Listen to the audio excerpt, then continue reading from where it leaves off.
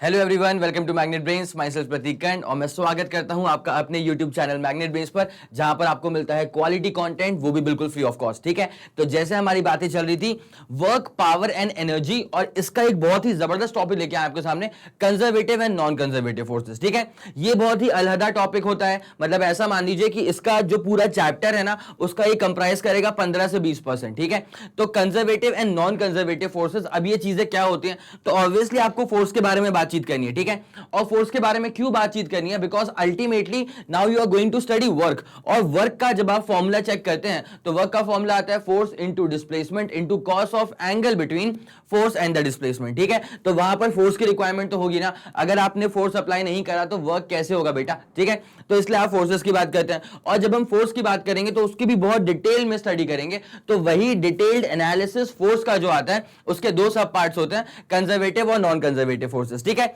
अब जरा ध्यान देते हुए चलेगा। सबसे पहले हम शुरुआत करते हैं कि what do you mean by conservative force. ठीक है, जरा देखो अच्छे से क्या लिखा हुआ है, उसके बाद एक्सप्लेन करेंगे। देखिए, a force is said to be conservative if work done by और अगेंस्ट द फोर्स। ठीक है, अब ये जो स्टेटमेंट लिखा हुआ है कि वर्क डन बाय और against the force, work done by और अगेंस्ट द फोर्स, इसका एग्जैक्टली मतलब क्या होता है। देखिए, फॉर एग्जांपल मान लीजिए अगर मैं किसी बॉडी को ऐसे ऊपर की तरफ फेंकता हूं, ठीक है, अगर मैंने किसी बॉडी को ऊपर की तरफ फेंका तो मेरा अप्लाइड फोर्स कहां है, मेरा अप्लाइड फोर्स ऊपर की तरफ है। ठीक है, बट ग्रेविटेशनल फोर्स कहां है, या फिर ग्रेविटी कहां काम कर रही है, ग्रेविटी नीचे की तरफ काम कर रही है। ग्रेविटी का मतलब क्या होता है, ग्रेविटी वो फोर्स होता है जिस फोर्स के साथ अर्थ किसी बॉडी को नीचे की तरफ खींचती है, या अर्थ किसी बॉडी को अपनी तरफ खींचती है। ठीक है, it's as simple as that. अगर मैंने किसी बॉडी को ऊपर की तरफ फेंक दिया है तो उस पे मेरा अप्लाइड फोर्स तो ऊपर की तरफ है, लेकिन ग्रेविटी का फोर्स कहां काम कर रहा है, नीचे की तरफ काम कर रहा है। ठीक है, तो अगर मैं आपसे इस बारे में पूछूं कि एक ऊपर जाती हुई बॉडी पे what is the work done by the gravity, तो यहां पे work done by the gravity will be negative. क्यों ऐसा होगा, बिकॉज देखिए ग्रेविटी जब काम करेगी तो वो नीचे काम करेगी, और डिस्प्लेसमेंट जो हो रहा है वो ऊपर की तरफ हो रहा है। तो कितना एंगल बन गया यहां पे एंगल बन गया है 180, और cos 180 की वैल्यू क्या होती है -1, तो वर्क कैसा आ जाएगा, नेगेटिव आ जाएगा। ठीक है, तो वर्क डन बाय और अगेंस्ट ग्रेविटी में अगर मैं इस वाले केस को लेके चलूंगा, so this is the work done against the gravity. ठीक है, अगर बॉडी ऊपर की तरफ जा रही है बट ग्रेविटी कहां काम कर रही है, नीचे की तरफ, तो now this is the work done against gravity. क्या आपको इतनी बात समझ में आ गई, पक्का, डन। ठीक है, अब जरा गौर करिए, तो a force is said to be conservative if work done by or against the force in moving a body depends only on the initial and the final positions। ठीक है, मतलब अगर वर्क कंजर्वेटिव फोर्स के द्वारा किया गया है, देखिए एक बात दिमाग में अटका लीजिए कि वर्क हमेशा होता है फोर्स के साथ। ठीक है, अगर मैं कभी किसी बॉडी पे फोर्स अप्लाई नहीं करूंगा तो वर्क की गुंजाइश नहीं है, वर्क की मैं बात नहीं कर पाऊंगा। पक्का, डन। अब यहां पे ध्यान दीजिएगा, अगर कंजर्वेटिव फोर्स है, ठीक है, तो यहां पे अगर कंजर्वेटिव फोर्स के द्वारा या कंजर्वेटिव फोर्स के अगेंस्ट कोई वर्क अगर होता है तो ये डिपेंड करेगा सिर्फ इनिशियल और फाइनल पोजीशन पे। ठीक है, पूरा पाथ क्या था उस पूरे पाथ पे डिपेंड नहीं करता है। ठीक है, और अगर ऐसा हो रहा है तब जाकर के उस फोर्स को कहा जाएगा कंजर्वेटिव फोर्स। क्या कहा जाएगा, कहा जाएगा कंजर्वेटिव फोर्स। ठीक है, तो इफ वर्क डन बाय और against a force, if work done by और against a force depends only on the initial position and the final position and not on the nature of the path, and not on the nature of the path, then this force is particularly called as the conservative force। It's as simple as that। ये वाली बात समझ में आ गई आपको। तो वही चीज यहां पे लिख के रखी हुई है कि नेचर ऑफ पाथ पे डिपेंड बिल्कुल नहीं करेगा, तब जाकर के ये जो फोर्स इन्वॉल्व था इसे कहा जाएगा कंजर्वेटिव फोर्स। ठीक है, अब यहीं से आप एक बात और दिमाग में अटका लीजिए कि अगर मैं आपसे पूछता हूं कि what is non conservative force, तो नॉन कंजर्वेटिव फोर्स में क्या होगा कि ये जो वर्क डन होगा ना, ये पूरे पाथ पे डिपेंड करेगा। किस पे डिपेंड करेगा, पूरे पाथ पे डिपेंड करेगा। तो अगर कंजर्वेटिव फोर्स है तो बस इनिशियल पोजीशन और फाइनल पोजीशन पे डिपेंड कर रहा है, बाकी पाथ क्या फॉलो कर रहा है उस पर डिपेंड नहीं कर रहा है। अगर नॉन कंजर्वेटिव फोर्स है तो सिर्फ इनिशियल और फाइनल पे डिपेंड नहीं कर रहा है, ये पूरे का पूरे पाथ पे डिपेंड कर रहा है। ठीक है, it's as simple as that. अब मैं इसको ना एग्जांपल देते हुए बताऊंगा ना, तो आपके दिमाग में अटकेगा और भी शानदार तरह से। ठीक है, अभी के लिए एक एग्जांपल यहां पे है कि gravitational force is a conservative force. ठीक है, इसका मतलब यह हुआ, देखिए क्या लिखा हुआ है, gravitational force is a conservative force. इसका मतलब यह हुआ कि work done by gravitational force या फिर work done against the gravitational force, ये डिपेंड करेगा सिर्फ इनिशियल पोजीशन पे और फाइनल पोजीशन पे। एक्चुअल पाथ क्या आपने ट्रैवल करवाया था उस पर डिपेंड नहीं करने वाला, ठीक है। अब इसका एग्जांपल मैं आपको बताता हूं, जरा सुनते हुए चलेगा। देखिए बहुत सिंपल एग्जांपल है। देखिए मान लीजिए एक पॉइंट मैंने यहां पे लिया और मैंने कहा कि this is the initial point, this is the initial point, ठीक है। और एक पॉइंट मैंने ले लिया है यहां पे और मैंने कहा है कि this is the final point, this is the final point, ठीक है।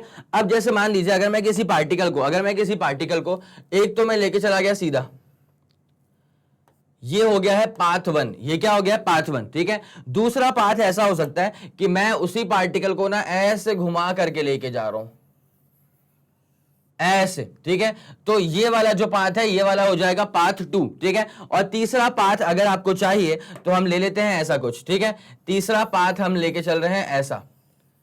तो यहां पे ये जो पाथ हमने फॉलो करा ये पाथ नंबर 3, ठीक है। अब होता क्या है, अगर ये जो मैंने फोर्स अप्लाई करा, अगर ये कंजर्वेटिव फोर्स हुआ, देखिए बेटा अगर मैं किसी को मूव करवा रहा हूं तो मुझको लिटरली फोर्स तो अप्लाई करना पड़ा होगा ना, ठीक है। अब जो मैंने फोर्स अप्लाई करा है तो उसकी वजह से कुछ वर्क होने वाला है, पक्का। अब क्या होने वाला है, वर्क होने वाला है। तो अगर वर्क डन पाथ 1 में, पाथ 2 में और पाथ 3 में अगर सेम है, ठीक है।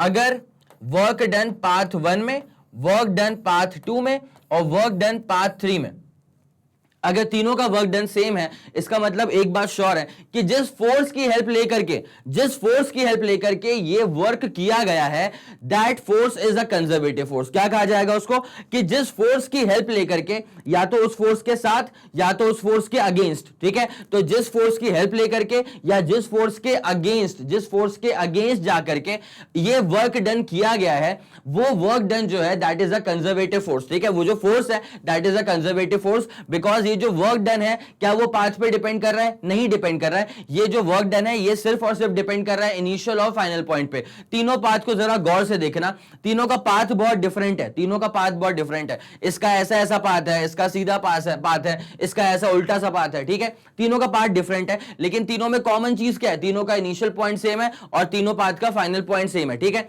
तो इन तीनों ही पाथ में जो आपको वर्क डन करना पड़ा है, अगर तीनों पाथ का वर्क डन सेम है, इसका सिंपल सा मतलब यह है कि जो फोर्स यहां पे इन्वॉल्वड है, या तो जिस फोर्स की हेल्प से आपने ये वर्क करा है या तो जिस फोर्स के अगेंस्ट आपने ये वर्क करा है, that particular force is a conservative force. Because conservative force जो होते हैं वो नेचर ऑफ पाथ पे डिपेंड नहीं करते हैं, वो डिपेंड करते हैं only on the initial and the final position and not on the nature of the path. ये वाली बात आपको समझ में आ गई, पक्का डन है। तो ये जब आपको लिखना होता है ना, तो इसको सपोर्ट करने के लिए ये रहा आपके पास क्लास सी स्टेटमेंट, ये रहा इसका एग्जाम्पल, ठीक है। और एग्जाम्पल को भी सपोर्ट करने के लिए ये रहा आपके पास पूरा का पूरा डायग्राम, ठीक है। तो ये वाली बात आपको समझ में आ गई है, पक्का, ठीक है। इसको जल्दी नोट कर लो, ओके। 3 2 1 रेडी गो, डन हो गया होगा। चलें, ये वाली कहानी क्लियर हो गई आपको, ठीक है। अब यहां पे लिखा हुआ है कि gravitational force is a conservative force. इसका मतलब क्या हुआ बेटा, हर चीज को रिलेट करो उसके बेसिक डेफिनेशन के साथ। क्या लिखा हुआ है, gravitational force is a conservative force. इसका मतलब ये होता है कि ग्रेविटेशनल फोर्स के अगेंस्ट या ग्रेविटेशनल फोर्स के द्वारा, ठीक है, सुनना मेरी बात को बहुत प्यार से, ठीक है। ग्रेविटेशनल फोर्स के अगेंस्ट या ग्रेविटेशनल फोर्स के द्वारा अगर कुछ वर्क किया जाता है, ठीक है, अगर कुछ वर्क किया जाता है तो वो पाथ पे डिपेंड नहीं करेगा, और सिंस वो पाथ पे डिपेंड नहीं करेगा, सिर्फ इनिशियल और फाइनल पॉइंट पे डिपेंड करेगा, तो इसलिए ग्रेविटेशनल फोर्स को कंजर्वेटिव फोर्स कहा जाता है। अब आपके दिमाग में एक पॉइंट आ रहा होगा, सर ये आपने कहा कि ग्रेविटेशनल फोर्स के द्वारा या ग्रेविटेशनल फोर्स के अगेंस्ट अगर कुछ वर्क करेंगे तो वो पूरे नेचर ऑफ पाथ पे डिपेंड क्यों नहीं कर रहा है, वो सिर्फ इनिशियल पॉइंट पर और फाइनल पॉइंट पे ही डिपेंड क्यों कर रहा है। इसका मैं तुमको बहुत ही क्लासिक एग्जांपल देता हूं, ठीक है। पहले तो ये बात दिमाग में अटका लो कि हाँ भाई ये बात सही है कि इनिशियल और फाइनल पॉइंट पर ही डिपेंड करेगा, ये पूरे नेचर ऑफ पाथ पर डिपेंड नहीं करेगा। अगर ऐसा होगा तभी जाकर के इस फोर्स को हम कहेंगे कंजर्वेटिव फोर्स, ठीक है। अब एग्जैक्टली ऐसा क्यों होता है कि सिर्फ इनिशियल पे और फाइनल पे डिपेंड करता है, तो अब जरा सुनिए। आप लोगों ने एक चीज पढ़ी हुई है, पोटेंशियल एनर्जी, ठीक है। ये क्लास 9th का टॉपिक था। पोटेंशियल एनर्जी के बारे में एक बड़ी सिंपल सी बात हुआ करती थी कि जैसे मान लीजिए एक पार्टिकल है या एक बॉडी है जिसका मास जो है, इस पार्टिकल या बॉडी का जो मास है वो मान लेते हैं m के बराबर है। किसके बराबर है, m के बराबर है। और अगर ये पार्टिकल और बॉडी जो है अगर वो h की हाइट पर है, अगर वो h की हाइट पर है, तो इस पार्टिकल या इस बॉडी के पास होगी potential energy and that will be equal to mgh। किसके बराबर होगा ये? mgh के बराबर होगा। ठीक है, इसमें m क्या होगा? इस पर्टिकुलर बॉडी का मास होगा, g क्या होता है? एक्सेलरेशन ड्यू टू ग्रेविटी होता है, और h हाइट के ऊपर था तो h is this particular height. ठीक है, अच्छा ये जो एनर्जी होती है तो वर्क के बराबर होती है। एनर्जी हमेशा किसके बराबर होती है? वर्क के बराबर। अगर मैं कभी किसी भी सिस्टम के ऊपर कुछ वर्क करूंगा तो वो उसके अंदर स्टोर होता है उसके एनर्जी के फॉर्म में। It's as simple as that. ठीक है, तो यहां पे पोटेंशियल एनर्जी का फॉर्मूला कितना होता है? mgh होता है। ठीक है, अब मेरी बात पर जरा गौर करना। यहां पे जो वर्क करा गया है, यहां पर जो वर्क करा गया है, this work done is against gravity. This work done is against gravity. और ग्रेविटी क्या होता है? फोर्स होता है। ग्रेविटी क्या होता है? फोर्स होता है। मैंने कहा था बेटा कि वर्क हमेशा किसी फोर्स के द्वारा या किसी फोर्स के अगेंस्ट किया जाएगा। अगर मैं इस बॉडी को छोड़ दूं नीचे की तरफ, ये बॉडी दिखाई दे रही है, अगर मैं इस बॉडी को छोड़ दूं नीचे की तरफ, तो जब ये बॉडी नीचे की तरफ आएगी तो now the work is done by the gravity. ठीक है, लेकिन अगर मैं किसी बॉडी को ऊपर की तरफ फेंकता हूं तो work is done by applied force. ये बात तो सही है, लेकिन इसी पर जब बॉडी ऊपर की तरफ जा रही होगी तो work will be done against gravity. आया समझ? पक्का? चलिए ठीक है, तो यहां पे work is being done against gravity because मैं बॉडी को ऊपर की तरफ लेके जा रहा हूं। अब मेरी बात सुनना, ये जो वर्क डन है ना, ये पाथ पे डिपेंड नहीं करेगा। मतलब पता है क्या? अगर मैं इस पार्टिकल को ना ऐसे लेकर के जाता, ठीक है, या अगर मैं इस वाली बॉडी को ना ऐसे घुमा करके लेकर के जाता, तब भी क्या होता? तब भी इनिशियल पॉइंट क्या रहता? तब भी इनिशियल पॉइंट यही रहता और तब भी फाइनल पॉइंट यही रहता। ठीक है, तो मैं या तो सीधे लेके चले जाऊं, ठीक है, या तो मैं जो ऐसे घुमा करके लेके गया हूं कुछ इस तरह से, या तो मैं ऐसे घुमा करके लेके जाऊं, या तो मैं तीसरे वाले पाथ को फॉलो करके ऐसे घुमा करके लेकर के जाऊं। ठीक है, तो इन सारे तीनों के तीनों पाथ्स में क्या होने वाला है कि वर्क डन मेरा सेम आने वाला है और वर्क डन कितना आने वाला है? mgh ही आने वाला है। ठीक है, तो यहां पर initial point final point same था, बाकी पाथ पूरा डिफरेंट था। लेकिन पाथ डिफरेंट होने से कोई फर्क पड़ा क्या? नहीं फर्क पड़ा।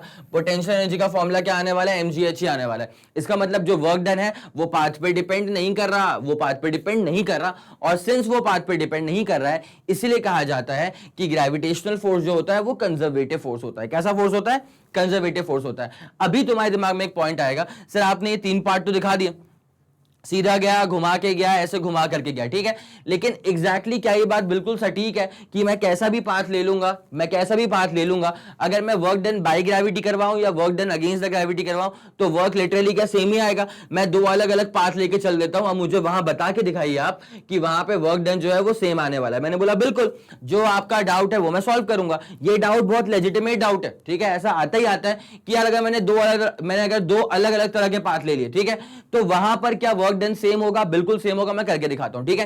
पहले एक बार जरा ये चीज लिख लेना, इसका पाथ का नाम रख दें। देखो ये जो गया था ये पाथ 1 था, ये जो येलो वाला था ये पाथ 2 था, और ये जो रेड वाला था ये पाथ नंबर 3 था। और वर्क डन पहले वाले पाथ में, दूसरे वाले पाथ में और तीसरे वाले पाथ में सेम आएगा, ठीक है। और work done is basically being done against gravity, ठीक है। तो यहां पे जो ग्रेविटी वाला फोर्स है ना, ये हो जाएगा कंजर्वेटिव फोर्स। क्या हो जाएगा? ये कंजर्वेटिव फोर्स, ठीक है। अब बस मुझे ये वाला पॉइंट पिच करके प्रूव करना है कि हाँ ये बात बिल्कुल सही है। कोई सा भी पाथ ले लूंगा वर्क डन सेम ही आएगा, मतलब पोटेंशियल एनर्जी सेम ही आएगी, mgh के बराबर, ठीक है। तो एक बार जरा इसको तरीके से नोट कर लो। कर लिया? 3 2 1 रेडी गो, डन हो गया होगा। चलें आगे बढ़ते हैं, चलिए ठीक है। तो यहां पे एग्जांपल के तौर पे लिखा हुआ है कि हाँ gravitational force is a conservative force, it's as simple as that, ठीक है। अब जरा आ जाते हैं, ये रहा इसका पॉइंट, प्रूफ। यहां पे प्रूफ करना है कि gravitational force as a conservative force, इस बात को हमको प्रूफ करना है, ठीक है। तो अगर ऐसी बात होगी तो यहां पे एक सिंपल सा स्टेटमेंट पहले मैं लिख देता हूं ताकि सपोर्ट मिल जाए। तो ये होता है वर्क डन बाय और अगेंस्ट, वर्क डन बाय और against gravitational force, work done by और against gravitational force is independent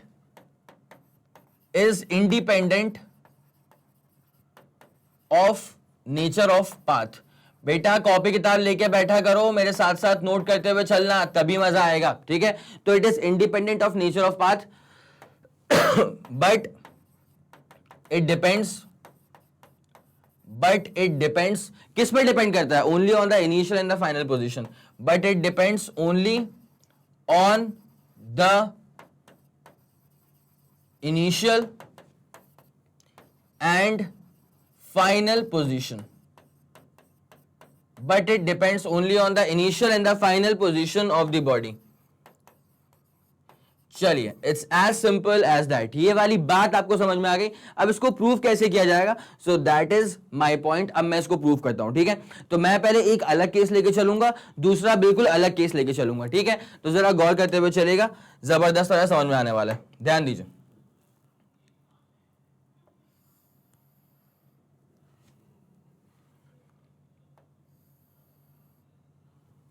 ठीक है, अब देखिए क्या होने वाला है। यहां पे ना मैंने क्या करा, एक बॉडी ली मैंने ग्रीन कलर की, ठीक है, और इस बॉडी को मैं यहां से लेकर के यहां तक लेके गया।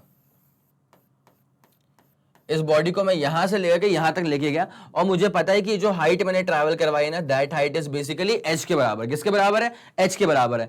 तो अगर मैं यहां पे बॉडी को ऐसे ऊपर लेकर के जा रहा हूं, तो एक बात आप सुनिएगा, यहां पे work is being done against gravity, because gravity कहां काम कर रही है? नीचे काम कर रही है, और मैं बॉडी को कहां लेके जा रहा हूं? ऊपर लेकर के जा रहा हूं। तो now work is being done against gravity, ठीक है। अब वो कितना वर्क हुआ वो जरा निकाल लेते हैं अपन।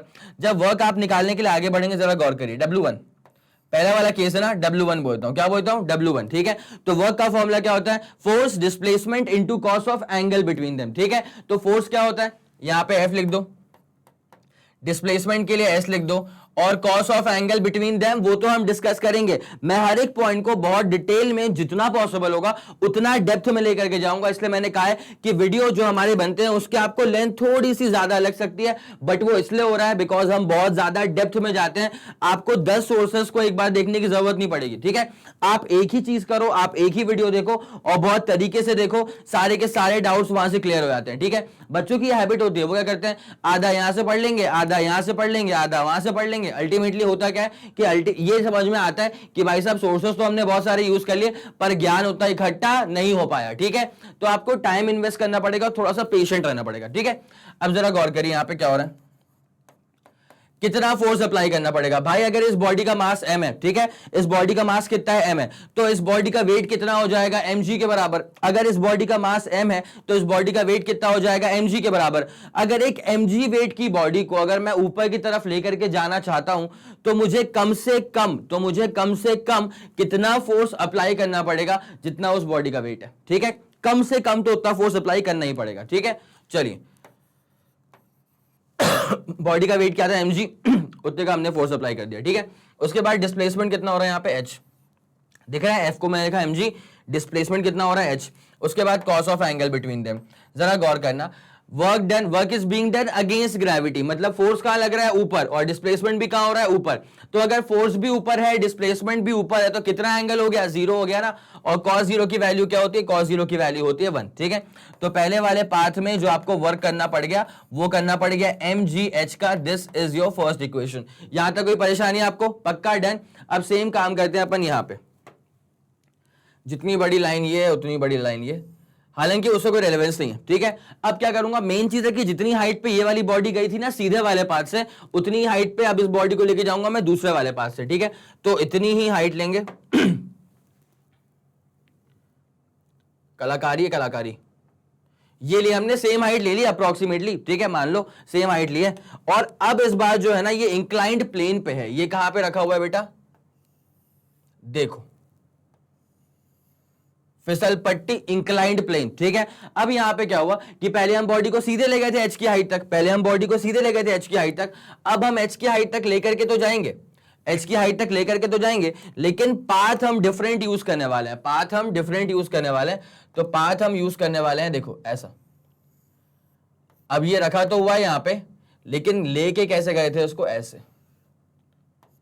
ये वाली बात आपको समझ में आई, ठीक है। अब मैंने पाथ को चेंज कर दिया है। अब अगर work is being done against gravity, अब अगर ग्रेविटी सचमुच में कंजर्वेटिव फोर्स है, तो कंजर्वेटिव फोर्स की सबसे खास बात क्या होती है कि अगर आप कभी कुछ वर्क करते हैं बाय द कंजर्वेटिव फोर्स या अगेंस्ट द कंजर्वेटिव फोर्स, तो वो पाथ पे डिपेंड नहीं करता, वो बस इनिशियल और फाइनल पॉइंट पर डिपेंड करता है, ठीक है। इनिशियल पॉइंट अभी भी ग्राउंड लेवल पर है, यहां पर भी और यहां पर भी इनिशियल पॉइंट अभी भी ग्राउंड लेवल पर ही है, और फाइनल पॉइंट अभी भी एच की हाइट पर ही है, फाइनल पॉइंट अभी भी एच की हाइट पर ही है। तो यहां पर भी जो वर्क होगा वो सेम आना चाहिए। अब सेम कैसे आएगा जरा गौर करिए, this angle is nothing but theta, ठीक है। अब वर्क का फॉर्मूला क्या होता है चलो साथ साथ वर्क का फॉर्मूला क्या होता है, देखो वर्क ये दूसरा वाले केस में कर रहे हैं, तो फोर्स डिस्प्लेसमेंट कॉस थीटा। यहां तो कोई परेशानी हो रही क्या, पक्का। अब यहां पे क्या होगा, जैसे मान लीजिए एक पॉइंट ऐसा आया होगा जब बॉडी यहां पर होगी,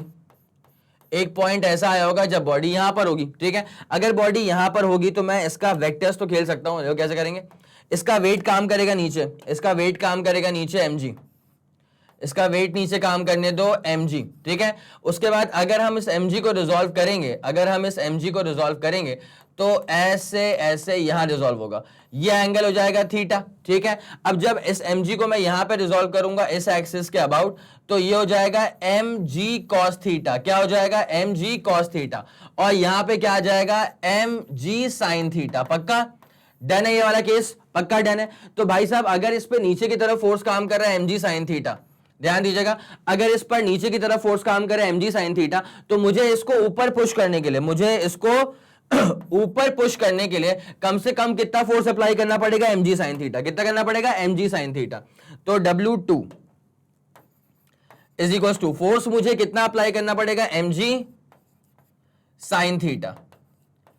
उसके बाद जरा बात करेंगे डिस्प्लेसमेंट की, किसकी बात करने वाले हैं, डिस्प्लेसमेंट की। तो जरा गौर करेगा मैं क्या पॉइंट लेके चल रहा हूं, इसका नाम A रख दिया, इसका नाम B रख दिया, इसका नाम C रख दिया, और हमको पता है कि C से लेकर के B जो है ना वो तो हाइट के बराबर है, C से B किसके बराबर है, यहां पे हाइट के बराबर है, ठीक है। अब जरा गौर करिए क्या लिखा मैंने, फोर्स लिख दिया, मतलब अगर इस बॉडी पे नीचे फोर्स काम करे mg sin थीटा, तो इसको ऊपर पुश करने के लिए मुझे कम से कम कितना फोर्स अप्लाई करना पड़ेगा mg sin थीटा के बराबर, ठीक है। उसके बाद क्या आता है डिस्प्लेसमेंट, यहां पर हम A से C लेकर के जा रहे हैं, तो डिस्प्लेसमेंट इज AC, ठीक है, चलेगा आपको इतना। और उसके बाद बगल में क्या लिखा हुआ है, कॉस थीटा। अब जरा गौर करिए, सारी वैल्यूज को भरते हुए चलिए, देखिए W2 ये आ जाएगा mg। उसके बाद एक काम करो ना यार, एक काम करो ना, ये जो साइन थीटा लिखा हुआ है ना, जरा इसको खोल दो, ठीक है। तो साइन थीटा क्या होता है बेटा, ये रहा इसका थीटा, तो साइन थीटा क्या हो जाएगा, परपेंडिकुलर अपॉन लॉन्गेस्ट साइड, ठीक है। तो परपेंडिकुलर कितना हो जाएगा CB, मैंने mg कट कॉपी पेस्ट कर दिया, अब मैं खोल रहा हूं साइन थीटा को, तो क्या हो जाएगा परपेंडिकुलर अपॉन लॉन्गेस्ट साइड, ठीक है। तो CB अपॉन लॉन्गेस्ट साइड क्या होता है AC, ये मैंने खोल दिया है साइन थीटा को, बगल में कौन चिपक के खड़ी है, AC खड़ी है, ठीक है। और आखिरी में क्या आ रहा है, कॉस थीटा आ रहा है। इसकी बात बड़ी आसान है, ये वाला थीटा डिफरेंट थीटा है, ठीक है। ये जो कॉस थीटा वाला थीटा होता है ना बेटा, ये होता है फोर्स और डिस्प्लेसमेंट के बीच का एंगल। कौन सा एंगल होता है ये, फोर्स और डिस्प्लेसमेंट। भैया फोर्स भी ऊपर ही है, डिस्प्लेसमेंट भी ऊपर ही है, तो कितना एंगल हो गया वो, कॉस जीरो। कितना एंगल हो गया वो, जीरो हो गया ना। याद रखो ये वाला थीटा जो है वो इंक्लिनेशन वाला एंगल नहीं है, ये वाला थीटा कौन सा आता है, फोर्स और डिस्प्लेसमेंट के बीच का एंगल। यहां पर फोर्स कहां लग रहा है, ऊपर की तरफ, और डिस्प्लेसमेंट भी कहां हो रहा है, ऊपर की तरफ। तो कितना एंगल हो जाएगा ये, कॉस जीरो। ये भी आ गया कॉस जीरो। कॉस जीरो की वैल्यू क्या होती है, कॉस जीरो की वैल्यू होती है 1। तो ये कितना आ जाएगा mg, उसके बाद AC कट गया, तो mg के बाद AC कट गया, तो क्या बचा, CB बचा। कॉस जीरो तो 1 होता है बेटा। ये CB किसके बराबर है, ओ भाई साहब CB तो हाइट के बराबर है। किसके बराबर है, हाइट के बराबर है। इसका मतलब क्या, आपने अब बहुत तगड़ी बात नोट करी। यहां पे जो नोट करने लायक बात है वो ये है कि जब मैं बॉडी के मास को, मतलब बॉडी का मास जो m था, अगर मैं उसको सीधे लेकर के जाऊं हाइट h तक, तब भी मुझे कितना वर्क करना पड़ेगा, अगेंस्ट ग्रेविटी mgh के बराबर। और अगर मैं इसी बॉडी को जिसका मास m है, अगर मैं इंक्लाइंड एंगल पर लेकर के जाऊं, बट सेम हाइट तक लेके जा रहा हूं और सेम ग्राउंड लेवल से स्टार्टिंग कर रहा हूं, ठीक है। जब मैं सेम हाइट एच तक लेके जाऊं but along this inclined plane, तब भी जो मुझे वर्क करना पड़ रहा है वो इवेंचुअली किसके बराबर आ रहा है, वो एम जी एच के बराबर आ रहा है। किसके बराबर आ रहा है, एम जी एच के बराबर। इसका मतलब सीधी सी बात हो गई है कि if the work is done, यहां पे work is being done against gravity, तो if the work is done against gravity then the amount of work done is depending only on the initial and the final point, ठीक है। ये पूरे path पे depend नहीं करता, because अब तो मैंने पाथ चेंज कर दिया। अगर मैंने पाथ चेंज कर दिया है तो अगर ये वर्क डन पाथ पे डिपेंड कर रहा होता तो यहां पे वर्क की वैल्यू भी चेंज हो जाती, बट क्या वर्क की वैल्यू चेंज हुई, नहीं चेंज हुई। इसका मतलब ये जो वर्क डन है ये पाथ पे डिपेंड बिल्कुल नहीं कर रहा है, ये बस इनिशियल और फाइनल पॉइंट पे डिपेंड कर रहा है। और देयरफॉर यहां पे जो फोर्स इन्वॉल्वड है, जिस फोर्स के अगेंस्ट काम किया गया है, इसलिए इस फोर्स को कहा जाता है कंजर्वेटिव फोर्स, ठीक है। बिकॉज कंजर्वेटिव फोर्स की सबसे खास बात वही होती है, दिमाग में अटकाओ, कि if the is being done by conservative force, ठीक है। अगर कोई वर्क डन किया जा रहा है by the conservative force और against the conservative force, तब वो वर्क डन जो होगा वो पाथ पे डिपेंड नहीं करेगा। जैसे यहां पे पाथ पे डिपेंड नहीं कर रहा है तो यहां पे work is being done against gravity, तो ग्रेविटी जो है वो एग्जांपल होगा फॉर कंजर्वेटिव फोर्स, ठीक है। इतनी बात समझ में आ गई आपको पक्का। केस 1 केस 2, ठीक है। जल्दी इसको छापो, जल्दी करो। 3 2 1 रेडी गो डन, ठीक है। तो उसका जो प्रूफ करना था, देखिए यहां पे क्या था, proof of gravitational force as a conservative force. Statement तो मैं यहां पे लिख के रख दिया था बकायदा, ठीक है। इसको भी आपने नोट कर लिया होगा, कॉपी किताब लेके बैठा करो बेटा, ठीक है। तभी मजा आएगा, तभी तुम साथ साथ चल पाओगे मेरे, ठीक है। और उसके बाद ना जैसे लेक्चर खत्म होगा ना, तुमको फील होगा कि क्या ग्रिप तुमने अटेन कर लिया है इस पर्टिकुलर टॉपिक के अंदर, ठीक है, पक्का। ओके, इसको आपने नोट कर लिया होगा, चलें, ठीक है। और उसके बाद इसको भी नोट कर लीजिए, ये पार्ट 1 था, ये पार्ट 2 था, ठीक है। दोनों में वर्क जो हो रहा है वो सेम हो रहा है। तो here W1 is equals to W2, ठीक है। इसका मतलब ये होता है कि वर्क डन अलोंग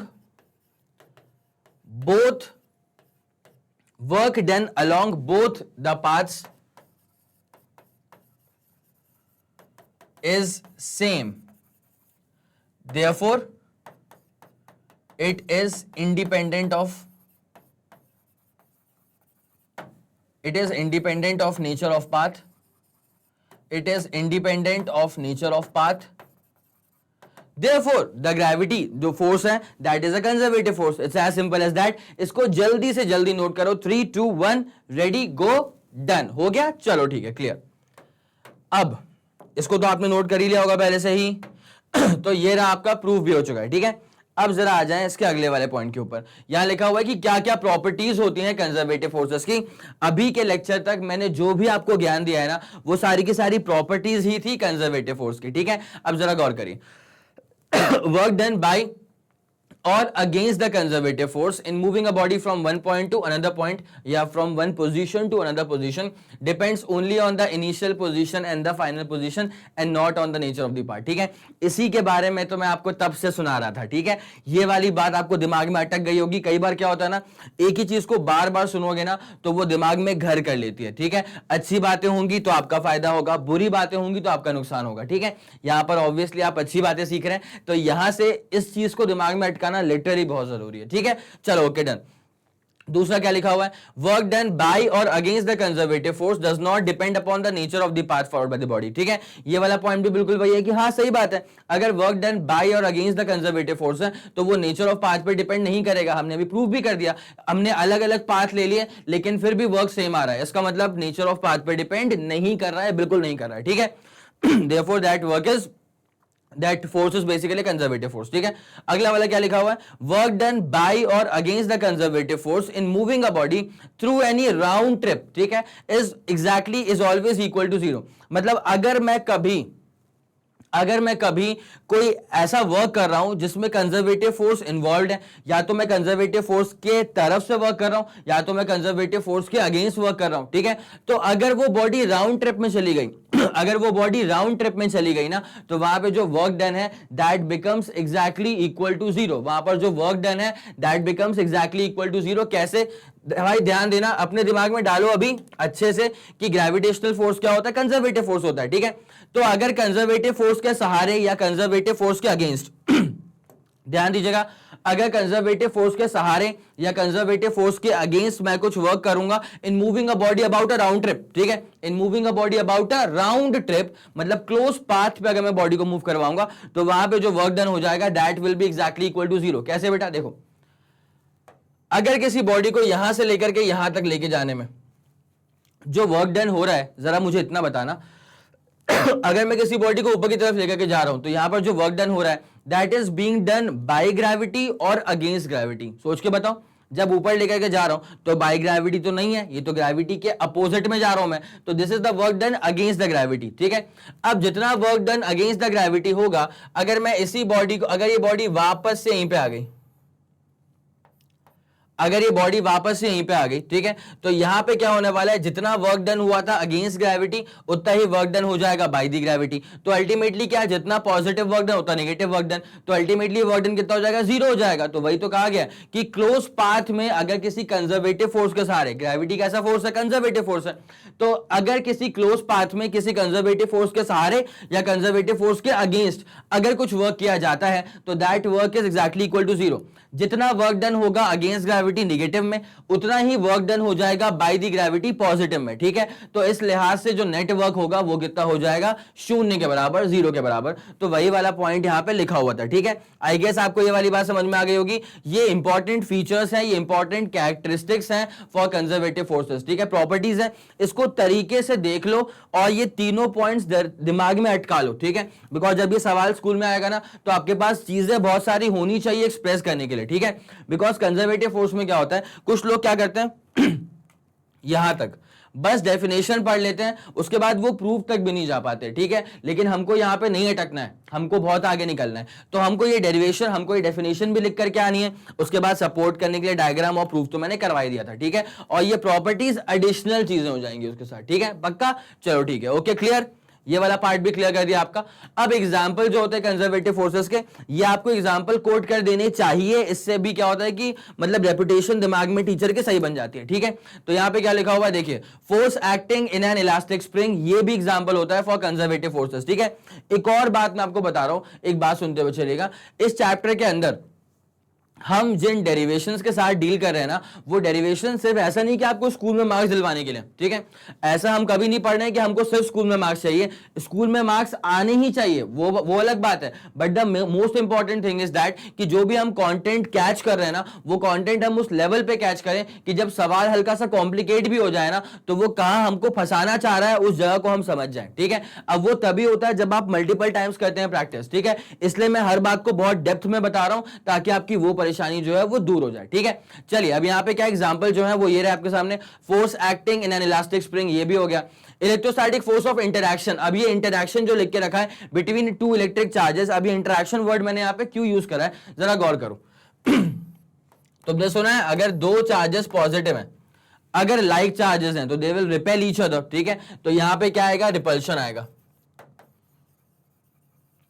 अगर एक पॉजिटिव है और दूसरा नेगेटिव चार्ज है तो यहां पे क्या आएगा, अट्रैक्शन आएगा। यहां पे क्या आएगा, अट्रैक्शन आएगा, ठीक है, पक्की बात है। तो यहां पे रिपल्शन भी अट्रैक्शन भी है। जब हम श्योर नहीं होते ना कि चार्जेस के बीच में अट्रैक्शन है कि रिपल्शन है, मतलब फॉर एग्जांपल मैंने बस कहा कि मेरे पास दो चार्जेस हैं, ठीक है। अब तुमको ये नहीं पता कि कौन सा प्लस है कौन सा माइनस है, क्या दोनों प्लस है क्या दोनों माइनस है, क्या ये प्लस है क्या ये माइनस है, या फिर क्या ये प्लस है क्या ये माइनस है। अब जब तुमको श्योरिटी नहीं है, बस तुमको ये पता है कि तुम्हारे पास दो चार्जेस हैं, तो आप ये बस बोल सकते हो कि या तो अट्रैक्शन होगा या तो रिपल्शन होगा, ठीक है, आया समझ।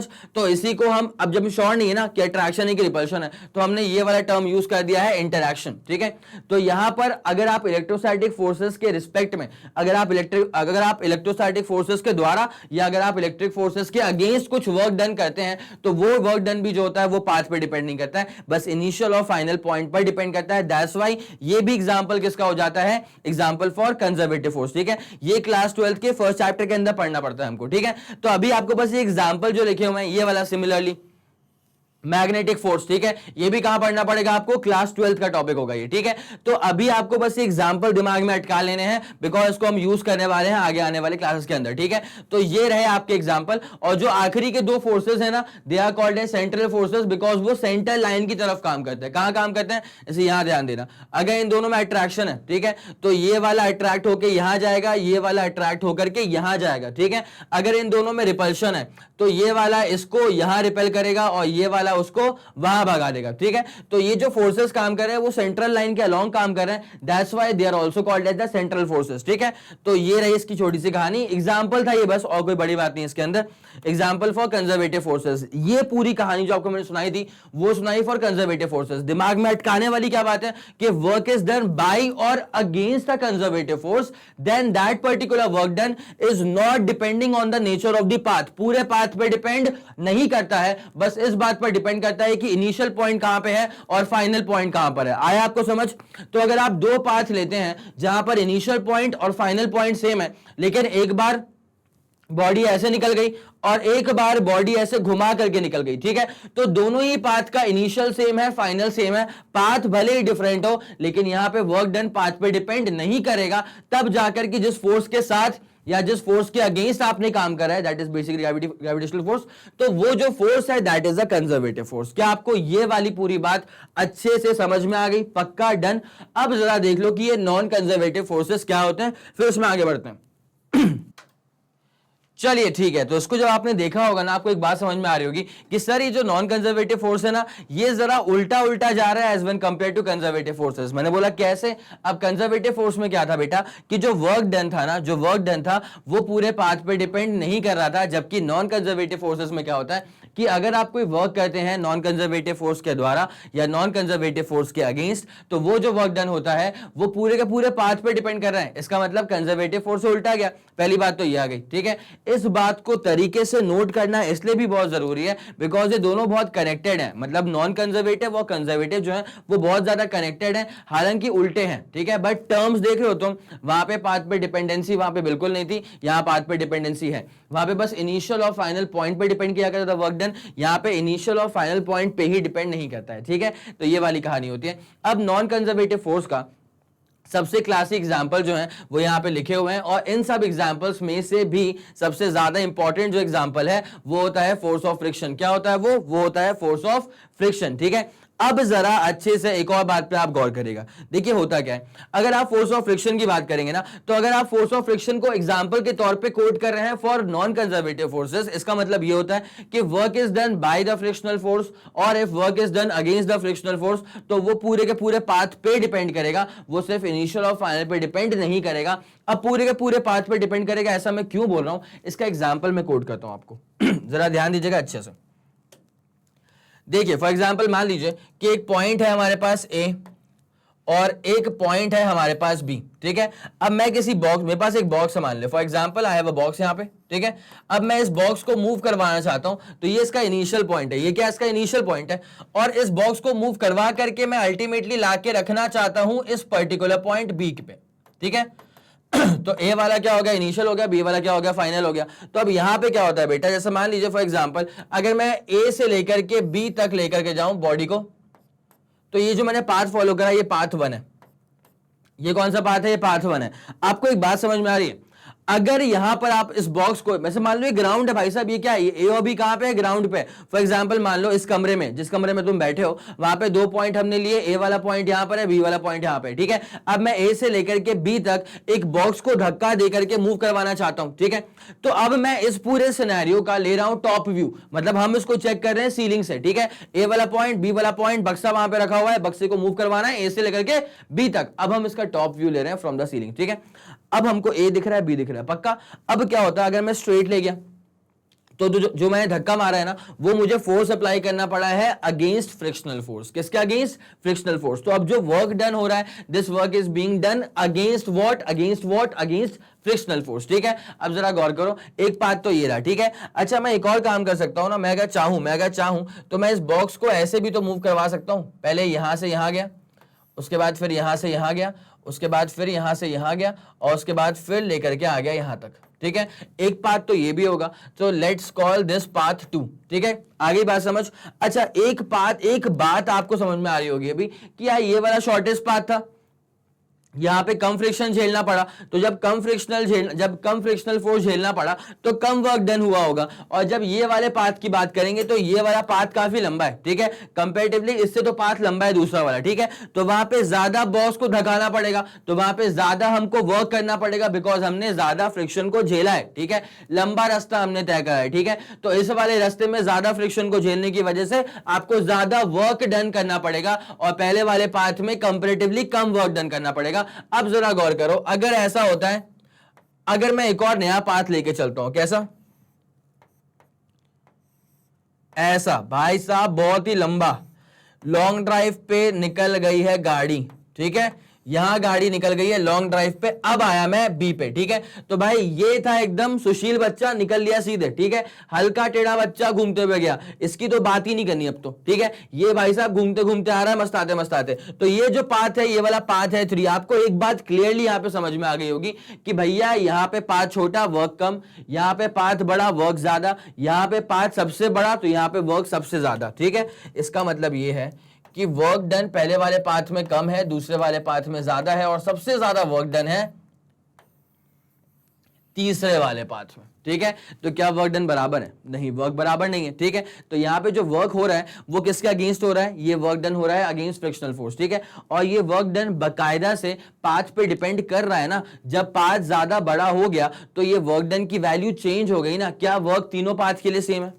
क्या जो वर्क डन है क्या वो तीनों पाथ के लिए सेम है? बिल्कुल भी सेम नहीं है, ठीक है। तो ये जो वर्क है तो वो पाथ पे डिपेंड कर रहा है, बिल्कुल पाथ पे डिपेंड कर रहा है, ठीक है। तो if work is done by और against a force depends on the nature of the path, then that particular force is a non conservative force. तो यहां पे जो वर्क डन हो रहा है वो अगेंस्ट फ्रिक्शन हो रहा है, तो यहां पर जो फ्रिक्शनल फोर्स है this is a non conservative force, ठीक है। तो यहां पे लिख देते हैं कि वर्क डन इज अगेंस्ट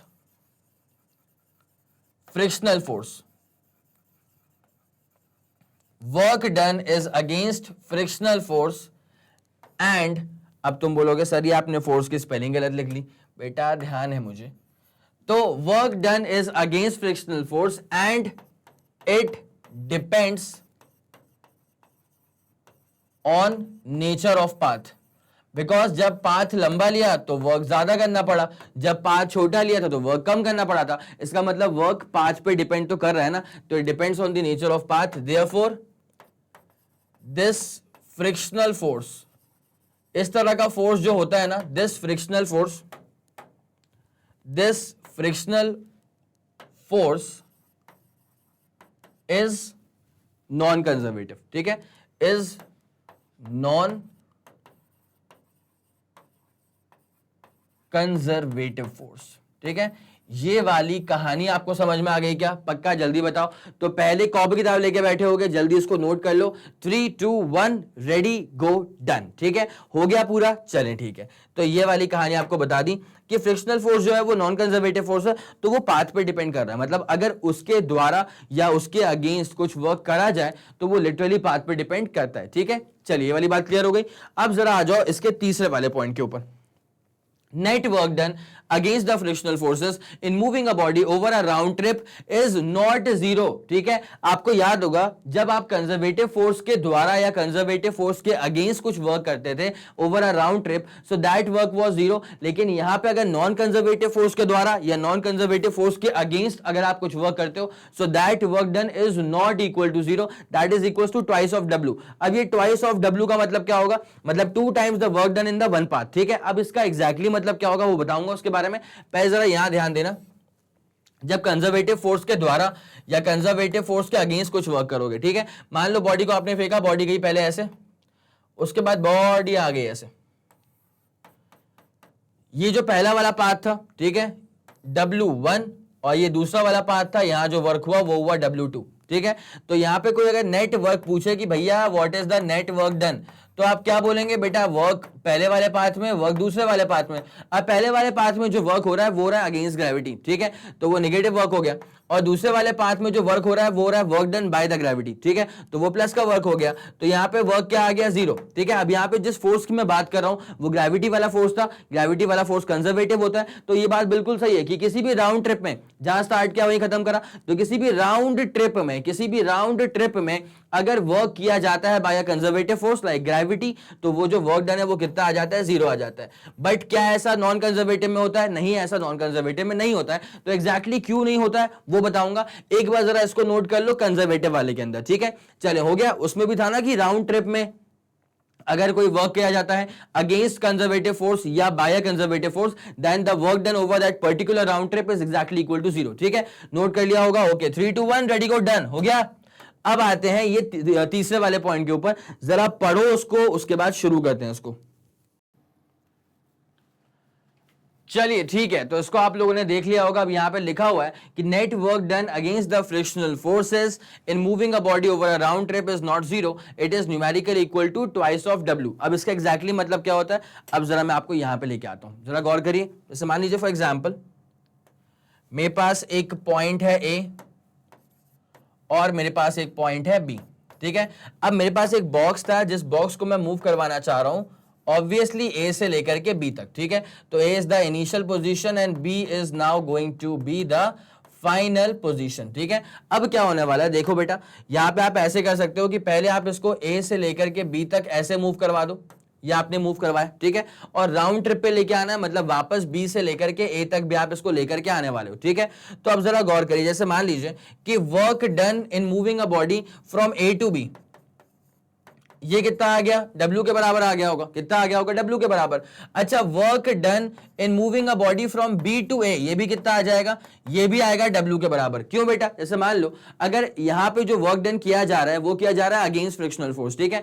तो जब मैं A से B तक इसको धक्का मार रहा हूं तो मान ले मेरे को 100 जूल का वर्क लग गया, ठीक है। अब जब मैं B से लेकर के A तक मारूंगा धक्का, तब भी मुझे कितने का वर्क लगेगा, 100 जूल का वर्क लग जाएगा। तो मैंने वही कहा कि यहां पे A से B तक कितना वर्क लगा, W, और B से A तक कितना वर्क लगा, W, ठीक है। अब मैं अगर आपसे पूछ लूं कि what is the net work done over the round trip, what is the net work done over the round trip, तो कितना नेटवर्क डन होगा आपको पता है। पहले A से लेकर के B तक लेके जाने में क्या वर्क करना पड़ा, उसके बाद B से लेकर के A तक लाने में क्या वर्क करना पड़ा। क्या आपको ये वाली बात समझ में आ गई, ठीक है। तो ओवर द राउंड ट्रिप अब A से B तक कितना वर्क करना पड़ा, W के बराबर। उसके बाद B से A तक भी कितना वर्क करना पड़ा, W के बराबर। तो अल्टीमेटली कितना हो जाएगा, ट्वाइस ऑफ W। कितना हो जाएगा, ट्वाइस ऑफ W।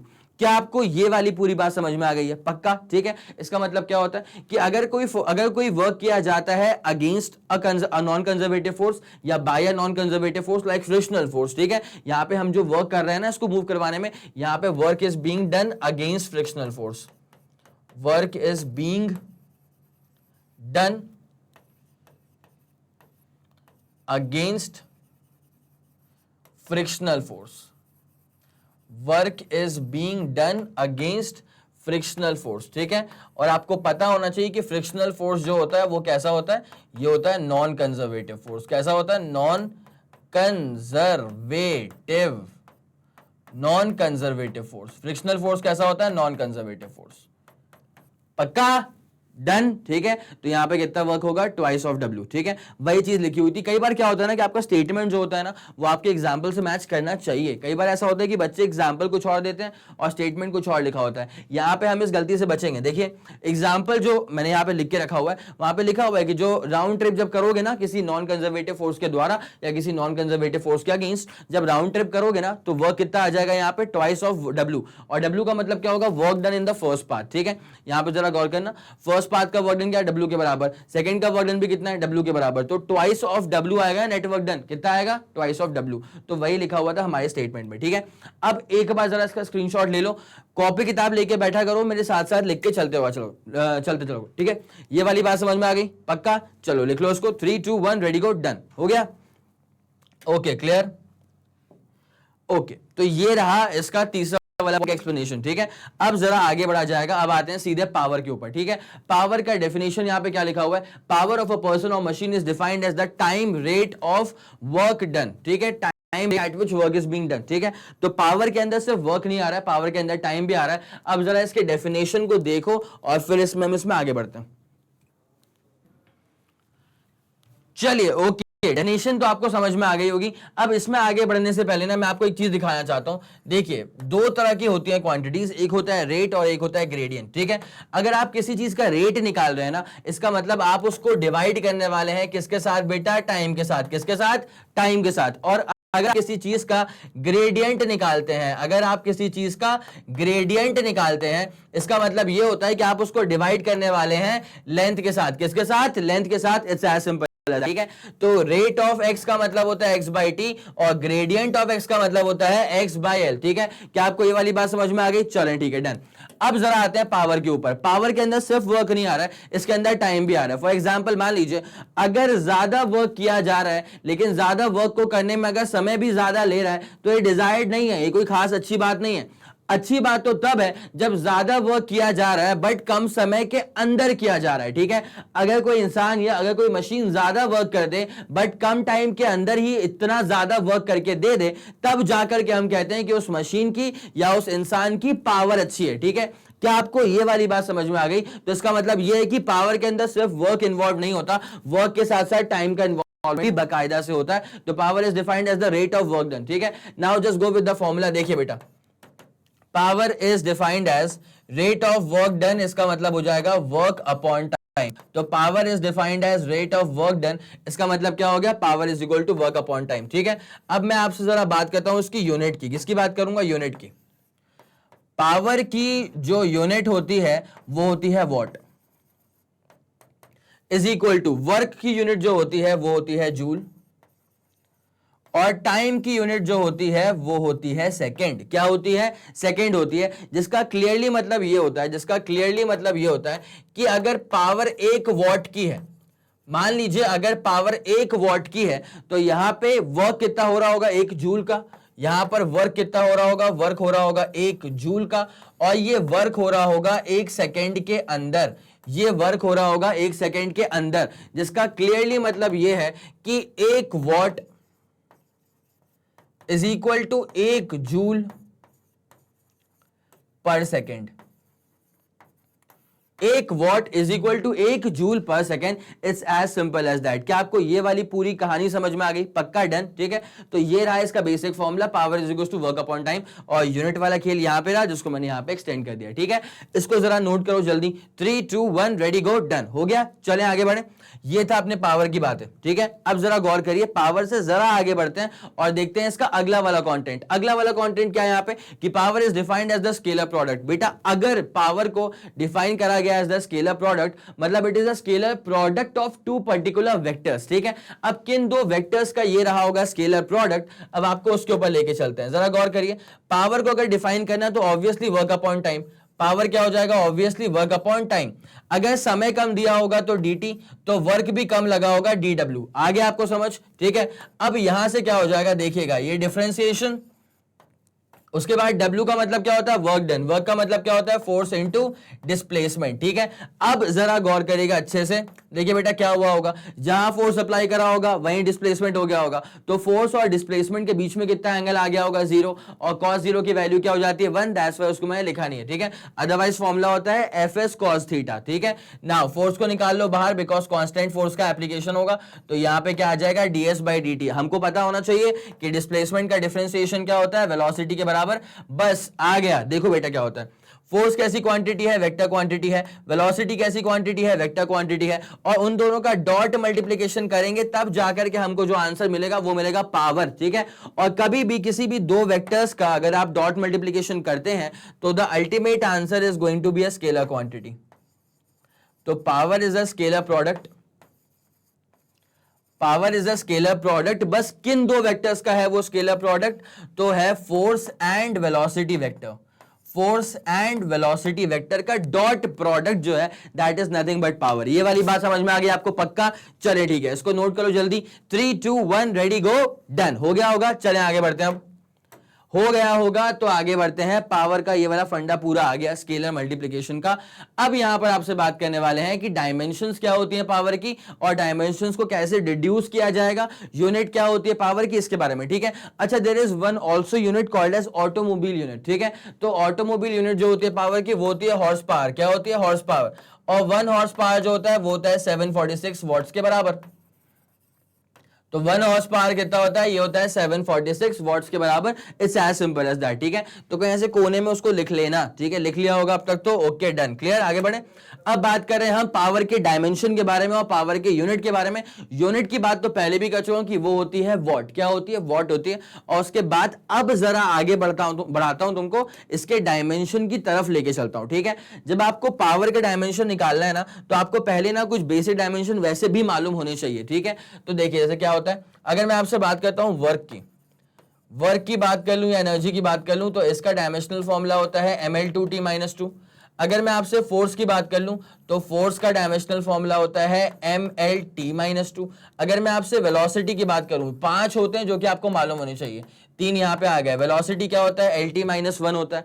अगर मैं आपसे बात करता हूं एक्सेलरेशन के बारे में, तो एक्सेलरेशन का डायमेंशनल फॉर्मूला होता है lt-2। ठीक है, और आपसे मैं बात करूंगा चार्ज के बारे में, तो चार्ज का डायमेंशनल फॉर्मूला होता है at के बराबर। किसके बराबर होता है? at के बराबर होता है। ठीक है, एक बार जरा तुरंत से पहले इसको नोट करो, जल्दी करो जल्दी करो। 3 2 1 रेडी गो, डन। हो गया होगा, चलें आगे बढ़े, आप क्लियर करें। अब जरा गौर करना कि इनको मैं कैसे निकालूंगा, क्या इसका यूज होने वाला है। जब पहले पावर की बात करते हैं, उसी की तो बात करनी है हमको। ठीक है, तो जब पावर का हमको निकालना है डायमेंशनल फॉर्मूला, तो हमको पता है कि पावर का बेसिकली पावर का जो बेसिक फॉर्मूला होता है वो होता है वर्क अपॉन टाइम। क्या होता है? Work upon time. ठीक है, अब वर्क का डायमेंशनल फॉर्मूला क्या होता है? वर्क का डायमेंशनल फॉर्मूला होता है ml2t-2, और नीचे आ रहा है टाइम। टाइम के लिए हम क्या यूज करेंगे? बस t यूज करेंगे। अब जैसे मैं इसको ऊपर उचकाऊंगा तो डायमेंशनल फॉर्मूला के हिसाब से डब्बे में लिखते हैं उसको हमेशा, डायमेंशनल फॉर्मूला को ऐसे स्क्वायर ब्रैकेट्स में लिखते हैं। तो m लिखा, l स्क्वायर को बिल्कुल मत छेड़ना, और ये t को ऊपर उचका दो तो ये क्या हो जाएगा? t-3। कितना हो जाएगा? t-3। तो ml2t-3 is the dimensional formula for power. ठीक है, अब ना अगर आप यहां पे अटक रहे हैं कि सर आपने बोल तो दिया कि वर्क होता है ml2t-2, लेकिन सर हम लोगों ने डायमेंशन ढंग से नहीं पढ़ा हुआ था, तो क्या अब हम लोग को ये बात समझ में आएगी? देखो बेटा, कोई दिक्कत वाली बात नहीं है, 2 मिनट में आएगी बात समझ में। कैसे लिखा वर्क को ml2t-2, उसके लिए जरा यहां पे गौर करना पड़ेगा आपको। आ जाए, चलो ये कलर लेते हैं। चलो ध्यान देना क्या होने वाला है बेटा।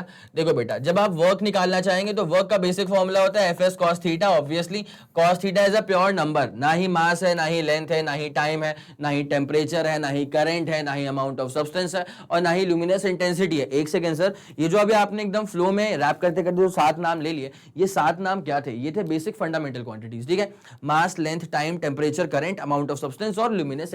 ठीक है, इनकी बातचीत करनी पड़ती है हमको। ठीक है, अब जरा गौर करिएगा, फोर्स को खोल दीजिएगा, मास इनटू एक्सेलरेशन में बगल में क्या आ जाएगा? डिस्प्लेसमेंट आ जाएगा। अब जरा गौर करिए, मास मतलब कैपिटल M। ठीक है, एक्सेलरेशन क्या होता है? एक्सेलरेशन के लिए होता है lt-2। एक्सेलरेशन के लिए क्या होता है? lt-2। सर क्यों होता है एक्सेलरेशन के लिए lt-2? तो मैं जरा आपको बताता हूं कि क्यों ऐसा होता है। अगर आप यूनिट पे ध्यान दें, यूनिट ऑफ एक्सेलरेशन की अगर आप बात करते हैं यूनिट ऑफ एक्सेलरेशन की, तो यूनिट होती है मीटर पर सेकेंड स्क्वायर। क्या होती है? मीटर पर सेकेंड स्क्वायर।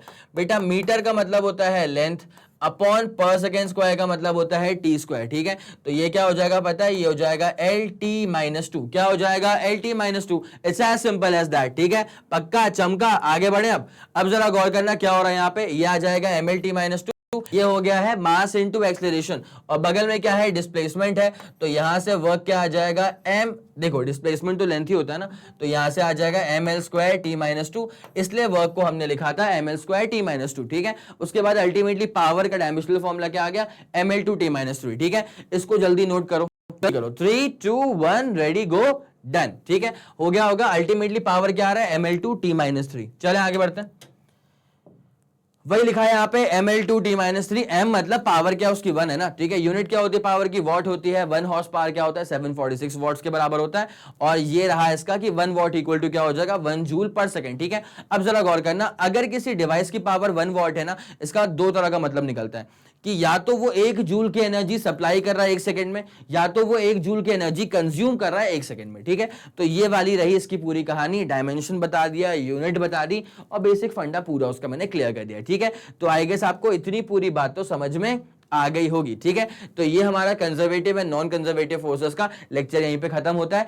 अब आपसे मिलते हैं अगले वाले लेक्चर में, तब तक के लिए बहुत तरीके से अच्छे से रिवाइज करते हुए चलेगा, तो आपके सारे फंडे जो है वो क्लियर होते हुए चलेंगे और सारे लेक्चर्स को स्टेप बाय स्टेप अच्छे से देखते हुए चलना, नोट्स बनाते हुए चलना, तब बहुत मजा आने वाला है, ठीक है। चलिए ओके, इसको यहीं पे खत्म करते हैं। Thank you so much.